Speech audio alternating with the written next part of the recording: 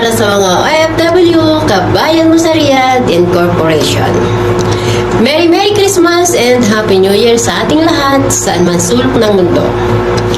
Ako po, ang admin ng ating group, si Vice President Geraldine S. Rosales ng San Juan, Batangas, Philippines at naninirahan ngayon sa bansang Saudi Arabia.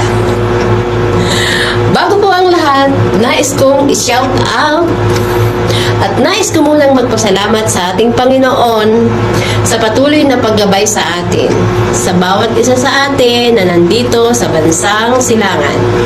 Saan man sulok ng mundo, sana po Lord ay ingatan mo po kami, ang bawat isa sa amin. Thank you. And shout out po sa aking mga kasamahang admin sa pangunguna ng ating kagalang-galang na president ng group, si Ma'am Pres Marian Tolentino Gonzales. At ako po yung busy-busyhan. Ayan, nasabi ko na po ang aking pangalan. And then kay Secretary Queenie. And then sa ating treasurer. And then po sa ating mga case officer sa pangunguna ni Ma'am Mary Grace. Ayan. Si Mama Lu, na sa kasalukuyan ngayon ay hindi ko po alam, nananahimik. Ilang buwan na ang nakakaraan. Pero dahil po bahagi ka pa rin ng ating group, shout out po. Saan ka man naroon, ingat ka po palagi. Kay Reporter Glay, ang atin pong masipag na editress ng mga my birthday greetings. Kay Muse Judette, kay Scott German, kay Admin Angel, Advisor Bibian from Pampanga. Dati po siyang Hong Kong. Kay Ma'am Sasa Katim, kabay. Ayan. Sa pangunguna po ni Ma'am President Marian Tolentino Gonzales na sa kasalukuyang nasa Riyadh ngayon. Ayan, na siya nga po ang namumuno, ang leader sa aming mga ginagawang paglilingkod sa ating mga kababayan. Shout out po sa iyo dyan, ma'am. Mula sa iyo at hanggang sa kasama naming admin, hanggang kay Muse Judith at kay Scott German. Ayan. Mag-iingat po tayo palagi. Salamat po sa inyong mga gawa, sa inyong mga pagtulong, sa walang sawang pagtulong sa ating mga kapwa OFW, sa mga distress OFW. Sana po ay gabayan tayo palagi ni God.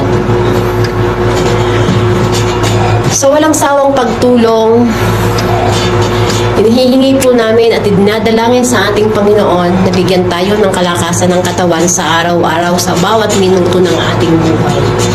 Sa iba't ibang sulok po ng mundo, sa iba't ibang panig ng mundo, ang aking mga kasamahang admin ay lagi pong gabayan, O Lord. Thank you so much. And God bless sa ating lahat.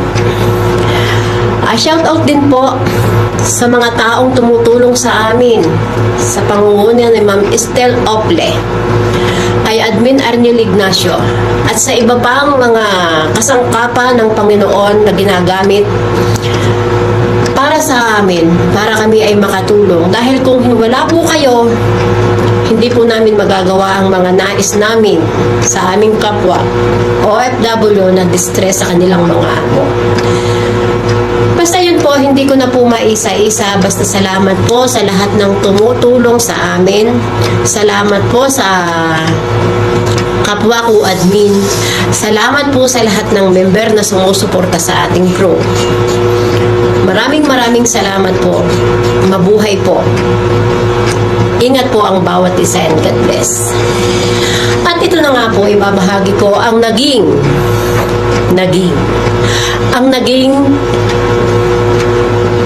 karanasan ko dito sa ating group. Ayan. Ako po ay dating isang distress din. At dyan ko nakilala si Ma'am Pres dahil siya ay may natulungan na taga ron sa amin. Nakilala ko po in person. Na nung time na yun po ay ako'y distress din sa aking amo. Na nung time na yun po ay tanging si Ma'am Marie lang ang aking laging nakakausap hanggang sa ako'y makauwi ng Pinas. Na siyempre nung makarating po doon, kaya thank you so much Ma'am Marie na hindi man tayo nagka-chat ng madalas nung nasa Pinas ako. Siyempre alam naman natin ang buhay Pinas. Nung pagbabalik ko dito, muling nag-cruise ang aming landas at iyan na nga, bumuo kami ng group at ginawa niya akong kauna-unahan ay secretary ata yun. Hindi ko na matandaan, basta yun. Naging bahagi ako, naging malaki ang bahagi sa akin ng group na ito at malaki ang naging bahagi ko. Yun, ganun. Noon pong time na yun ay may involved sa akin isang special person. Na nung time na yun ay nais namin, kumbaga dumating yung time na kailangan naming maghiwalay. Sa paghiwalay namin ngayon, sinabi niya sa akin, mag-focus ka na lang sa iyong group. Na iyan, para for short is madali kang makamove on. Ayan. Yun na nga po ang aking ginawa. Naghiwalay kami, hindi naman kami nag-away. Basta kailangan lang talaga. Ang taong iyon ang naging inspirasyon kung bakit ako naging seryoso sa group na ito. Yun. Dahil siyempre nga, ang pagsabi, kapag mahalaga sa iyo ang isang tao, pahahalagahan. Anong likaya nadarama ko, mahirang pag-ibig. Malaki ang naging bahagi sa akin ng group. Dahil nga sa taong iyon, at dahil nga sa group na ito, sila ang naging inspirasyon sa aking patuloy na pangarap sa aking buhay.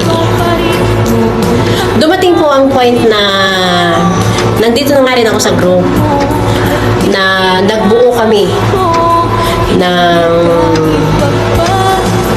ano ba tawag doon? Kasi ginawa po namin yung project. Ginawa po namin yung project sa KMRI. Ayan, dyan nga po sa programa para sa OFW. Dito nga po sa ating group na ito. Nagbuo kami po ng Ipon Challenge. Salamat po sa mga nagtitiwala. At dahil po diyan, ayan po ang umpisa ng aking pangarap. Ang simula. Mula po July, aming inumpisahan yan. At mula noon, naging obligasyon ko ang maghulog buwan-buwan. Walang palya. Dahil yan po ang ating rules. Bawal pumalya. Trust is the best policy. At dahil po sa project na yan, nakaplano na po ang pagpapagawa ng aking bahay sa Tag-Araw. Sabi nga ay, kumbaga, ang group na ito ay kakambal na ng buhay ko. Yan.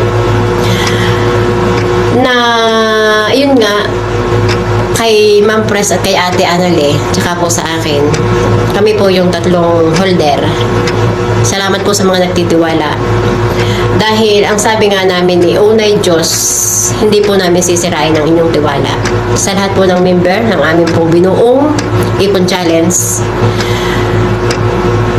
ika nga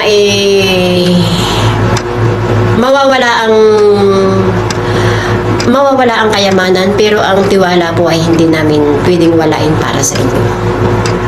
At yun na nga po, hindi ko na po pakakahabaan at talaga naman pong napahaba na nga.